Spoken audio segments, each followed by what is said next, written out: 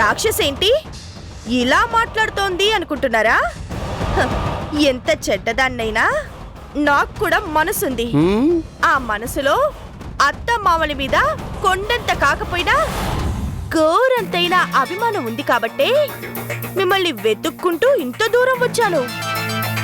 తప్పో ఒప్పో జరిగిందేదో జరిగిపోయింది. అన్ని నా వల్లే. అందరికీ ఇన్ని కష్టాలు కన్నీళ్లు. ఆలస్యంగానైనా జరిగిన తప్పులన్నీ తెలుసుకుని మా కన్నీరు తుడవడానికి వచ్చావన్నమాట, అంతేనా? చూసారా అత్తయ్య, మావయ్య గారి బ్రెయిన్ ఎంత షార్పో. ఆవరించకుండానే పేగులు లెక్క పెట్టేస్తున్నారు.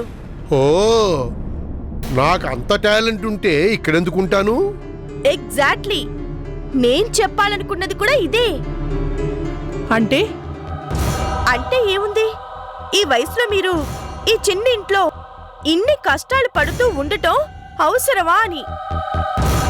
వద్దు, వెంటనే ఇంటిని ఖాళీ చేసేసి లంకంత ఇల్లు, మా ఇల్లు, మా డాడీ ఇంటికి వచ్చేయండి. మీ డాడీ ఇంటికా? అవునత్తయ్యా, ఇప్పుడు నేను అక్కడే ఉంటున్నాను. మరి ఆ ఇల్లు? ఆ ఇంట్లో ఇప్పుడేముంది, శూన్యం తప్ప.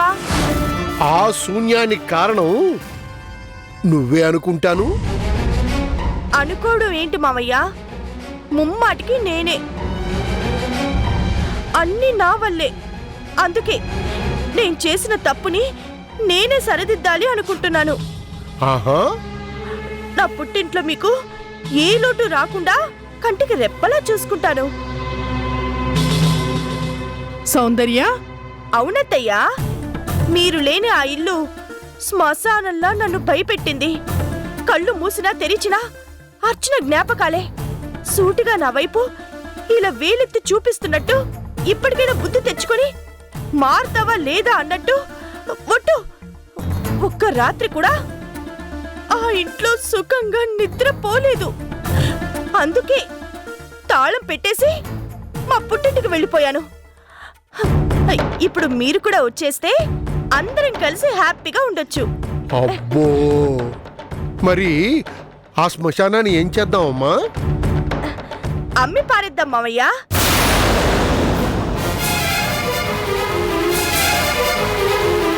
పీడ వదిలిపోతుంది. ఈ డాక్యుమెంట్స్ మీద మీరు ఒక్క సంతకం చేశారనుకోండి. అనుకున్నానే వగలాడి కోడలా, నువ్వు అలాంటిదేదో కడుపులో పెట్టుకుని వచ్చుంటావని ముందే అనుకున్నాను. అర్థమైంది కదా? ఇప్పుడు డైరెక్ట్ గా మాట్లాడుకుందాం. నేను ఆ ఇంటిని అమ్మేయాలనుకున్నాను. ఆహా, అమ్మేయాలంటే అమ్మేసాయి, దానికి నా సంతకం ఎందుకు? అంటే అది అదేంటో నేను చెప్తాను. ఆ ఇల్లు నా స్వార్జితం. నా సంతకం లేనిదే ఆ ఇల్లు నువ్వు అమ్మలేవు, అంతేనా కోడలా? అవును. సంతకం పెట్టండి. పెట్టను. మిస్టర్ హరిప్రసాద్,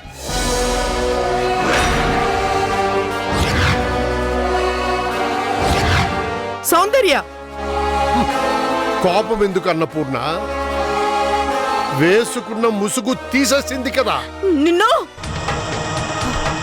ఆల్ రైట్, ఇంటిని అమ్మేస్తే వచ్చిన డబ్బులో కొంత భాగం మీకిస్తాను. ఇలా కష్టపడ్డం మానేసి హ్యాపీగా ఏదైనా బిజినెస్ చేసుకోండి. చూశావా అన్నపూర్ణ, నీ కోడలు ఎంతో ఉదారంగా మన డబ్బుని మనకే దానం చేస్తానంటోంది. యా, ఇట్ ఈస్ మీ. ఆ ఇంటిని కట్టించింది నేను, ఇటుక పేర్పించింది, అంగుళంగుళం పరీక్షించింది, ఆ ఇంటిని నా ఆశల ఆకాశాన్యంగా నిర్మించింది నేను. నా కంఠంలో ప్రాణం ఉండగా ఆ ఇంటిని పరాధీనం కానివ్వను. ఆల్ రైట్, అయితే నా మాట కూడా వినండి. నేను మీ కొడుకుతో మళ్ళీ సక్రమంగా కాపురం చెయ్యాలి అనుకుంటే అక్రమంగా నువ్వు ఆ ఇంటిని అమ్మేసుకోవాలి, అంతే కదూ? జరగదు, జరగనివ్వను. సౌందర్య, ఏనాటికైనా ఆ ఇంటి మీదున్న బాకీ తీర్చేస్తాను. మళ్ళీ మళ్ళీ నా కలల సౌధాన్ని నాదానిగా చేసుకుంటాను. ఇదే మీ ఆఖరి మాట? ఈ హరిప్రసాద్ మొదటి మాటే ఆఖరి మాట. చూస్తాను, మీ అత్త చూస్తాను. ఛ!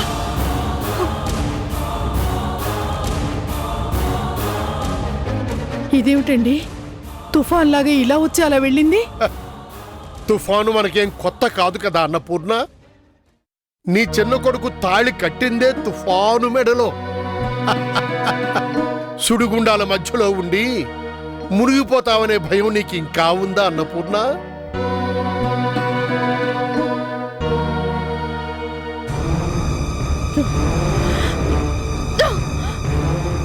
సౌందర్య, వెళ్ళిన పని ఏమైందే? ఆ ముసలాడు ఏమన్నాడు? సంతకం పెట్టనన్నాడు మమ్మీ. బోడి సెంటిమెంట్ అంట. తన కంటలో ప్రాణం ఉండగా ఈ ఇంటిని ఇంకెవ్వరికి దక్కనివ్వడంట.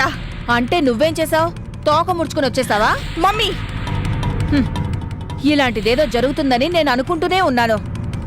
మాయ మాటలతో ఆ ముసలాన్ని నొప్పించడం అంత తేలిక కాదు. అసాధ్యము కాదని నేను నిరూపిస్తాను మమ్మీ. సౌందర్య, మీ డాడీకి ఆ కోటిగాడు పెట్టిన డెడ్ లైన్ రోజుల్లోంచి గంటల్లోకి వచ్చేస్తోంది. మనం ఏం చేసినా డెడ్ లైన్ కి ముందే చేయాలి. చేస్తాను మమ్మీ. నా మాటని కాదన్న ఆ ముసలాడి తల అవమానంతో వాలిపోయేలా చేస్తాను. నడి రోడ్డు మీదకి లాగి ఈ సౌందర్య రేంజ్ లో రివెంజ్ అంటే ఏంటో ఎలా ఉంటుందో రుచి చూపిస్తాను.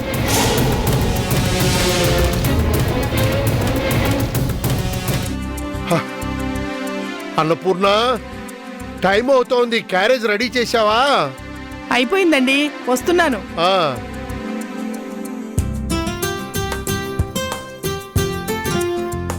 తాతయ్య, నేను కూడా వస్తానుండు. ఈ పూటే జ్వరం తగ్గింది కదా అమ్మా. రేపు స్కూల్కి వెళుదుగానిలే. అమ్మా, స్కూల్కి వెళ్ళకపోతే క్లాసులు పోవు.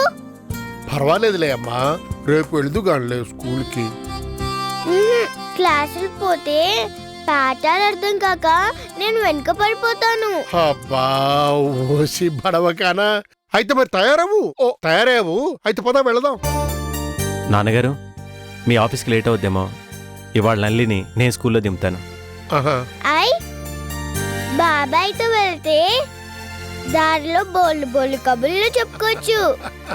ఓసిని, ఎలా పార్టీ మార్చేసావి? నిన్నటిదాకా తాతయ్యతో వెళ్తే దారిలో ఎన్నెన్నో కథలు చెప్పేవారనే దానివి. నీలాగా అది కూడా వేగమే పార్టీ మార్చేసింది. అది పిట్ట కొంచెం కూత గర్వని ఊరికే అన్నారా? నేనేం పిట్టని కాదు. నువ్వు పిట్టవు కాదమ్మా, నా గారాల పట్టివి. విన్నావా బాబాయ్, నేను గారాల పట్టినట. నాన్నగారు, నేను రేపు వైజాగ్ వెళ్తున్నాను. వీలైనంత త్వరలో తిరిగి వచ్చేస్తాను. ఆ, ఆ, అలాగే.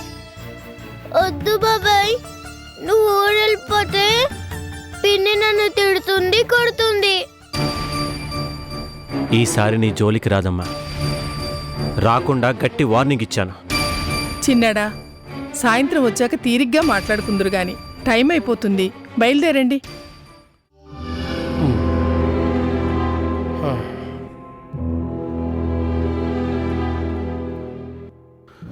నాన్నగారు, ఏమైంది నాన్నగారు? కొంచెం ఉంటే పడిపోయేవారు తెలుసా? పడిపోకుండా పట్టుకోవడానికి నువ్వు ఉన్నావు కదరా. నాకేమిటి లోటు? సరే గాని జాగ్రత్త నాన్నగారు.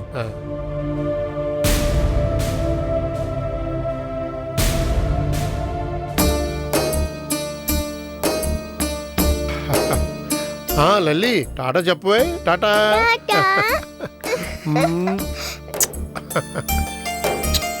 Okay, bye. నాన్న జాగ్రత్త. పదలల్లి.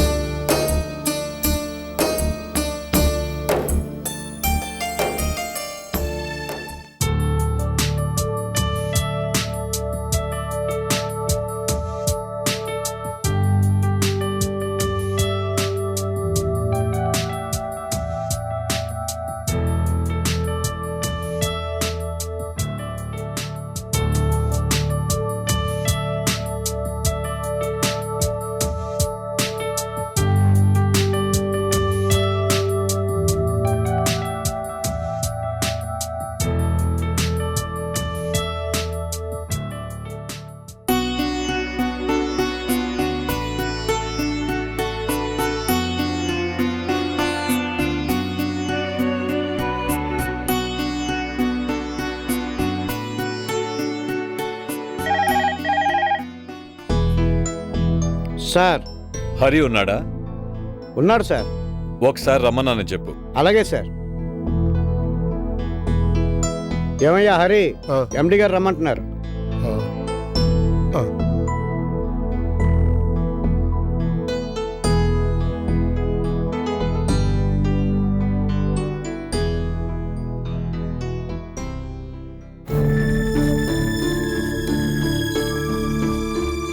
ఆ, రావయ్య హరి, రా.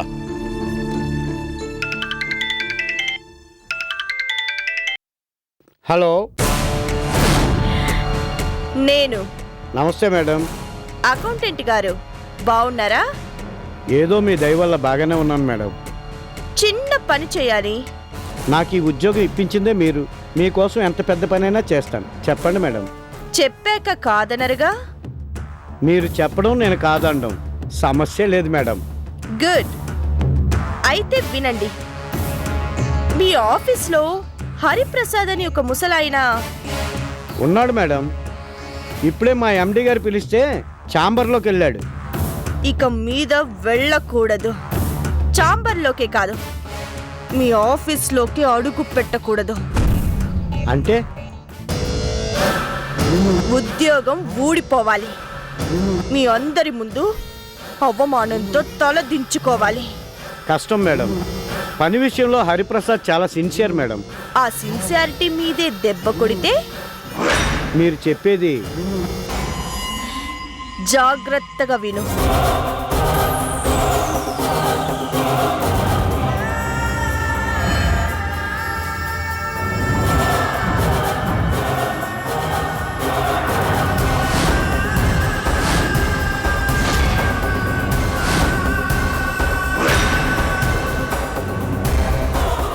అర్థమైంది కదా? ఈ పని చేస్తే మీ బ్యాంక్ అకౌంట్లో 1,00,000 రూపాయలు పడతాయి. లక్షే? అయితే ఓకే మేడం. పని పూర్తవ్వాల్సింది ఇవాళ సూర్యాస్తమయంలోగా. Okay madam.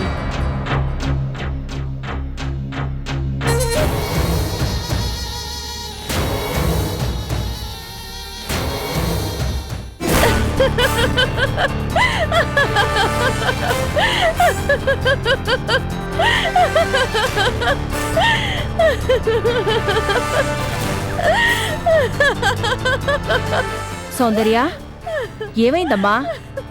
ఎందుకలా నవ్వుతున్నావు? మనీ మేక్స్ మెనీ థింగ్స్ అని చిన్నప్పుడు థియరీ చదువుకుంటే ఇప్పుడు ప్రాక్టికల్ గా చూస్తున్నాను కదా, అందుకు. అబ్బబ్బా, ముందా నవ్వాపి కొంచెం అర్థమయ్యేలా చెప్పవే. పైసా ఫేకో తమాషా దేకో. మళ్ళీ అదే మాట. ఇంతకీ నీ సంతోషానికి కారణమేంటి? తెలుస్తుంది మమ్మీ. ఈ రోజు సూర్యుడు దిగిపోయేలోగా. సూర్యుడు దిగిపోయేలోగానా? ఏం జరగబోతోందే? ఆత్మాభిమానంతో నిటారుగా నిలబడ్డ ఒక తల అవమానంతో వాలిపోతుంది.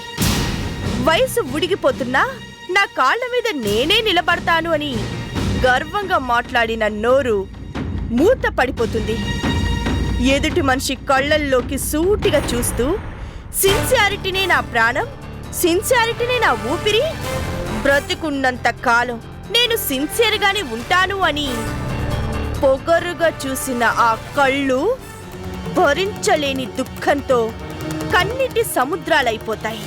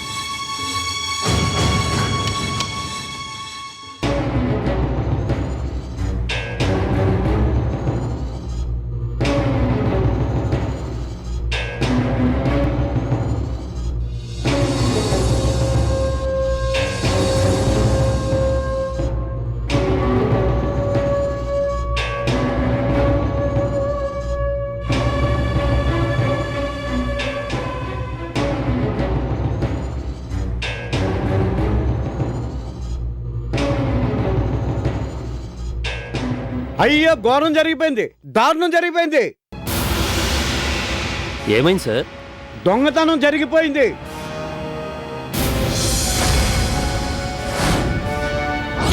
నేను ఇప్పుడే ఎండి గారితో మాట్లాడి వచ్చే లోపల సొరుగులో ఉన్న క్యాష్లో 10,000 కట్ట మాయమైపోయింది. మన ఆఫీసులో దొంగతనం జరిగిపోయింది. వాట్? మన ఆఫీసులో దొంగతనమా? అవును సార్, నేను మీ దగ్గర నుంచి వచ్చేలోగా 10,000 రూపాయలు మాయమైపోయాయి. స్టాఫ్ అందరూ ఇక్కడే ఉన్నారుగా, అందరినీ చెక్ చేయండి.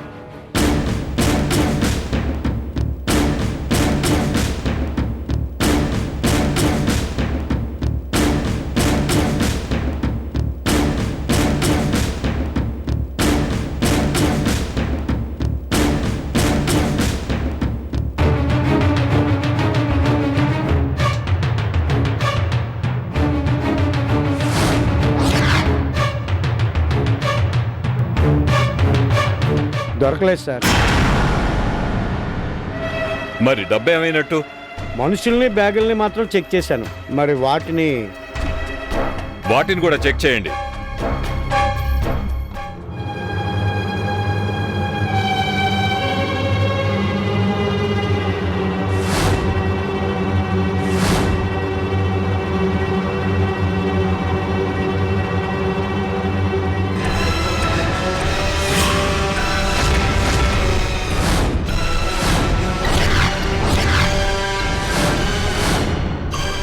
సార్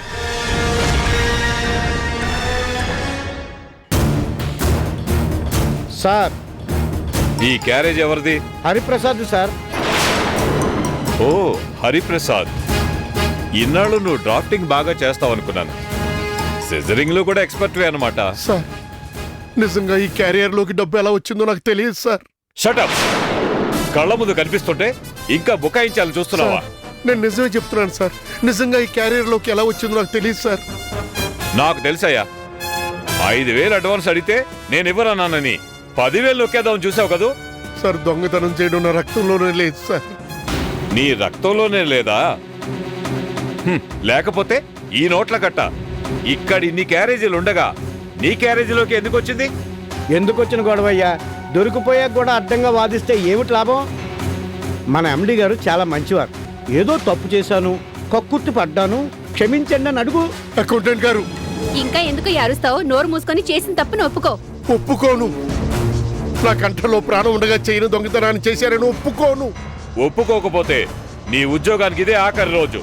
సార్ దయచేసి నన్ను నమ్మండి, నేను దొంగను కాను. ఏమయ్యా, ఎందుకయ్యా ఉన్న ఉద్యోగం పోగొట్టుకుంటావు? ఒప్పేసుకో. నెవర్. చేయని తప్పుకు తల వంచడం ఈ హరిప్రసాద్ చరిత్రలోనే లేదు.